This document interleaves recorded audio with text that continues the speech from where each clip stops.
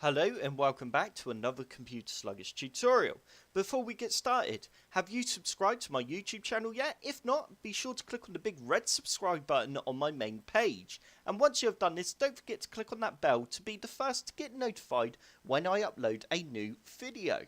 In today's video, I will be showing you how to back up your Windows registry and also restore your registry from your backed up file. To start off with, first you need to go down to the bottom left hand corner of your screen and you need to type in regedit. You now need to open up regedit. And once the registry editor is open, you now need to go to the top left hand corner of your screen and you need to click on file. You now need to click on export. And you now need to choose where you'd like to save your backed up registry file to. I'm just going to save mine to my desktop for now. You now need to give it a file name. I'd recommend giving it the file name of the month we're in, which I'm currently in April, and then maybe just call it registry backup.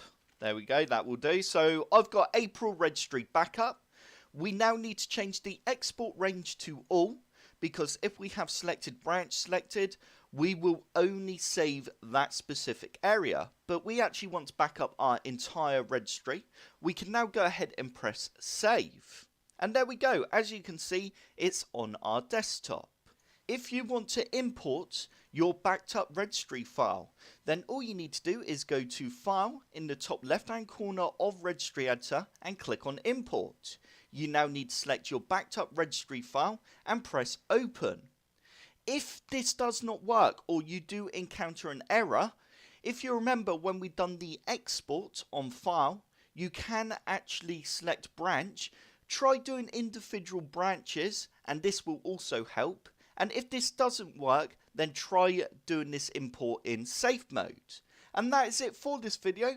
I hope this tutorial helped. If it did, hit the like button below and subscribe for more computer sluggish tutorials.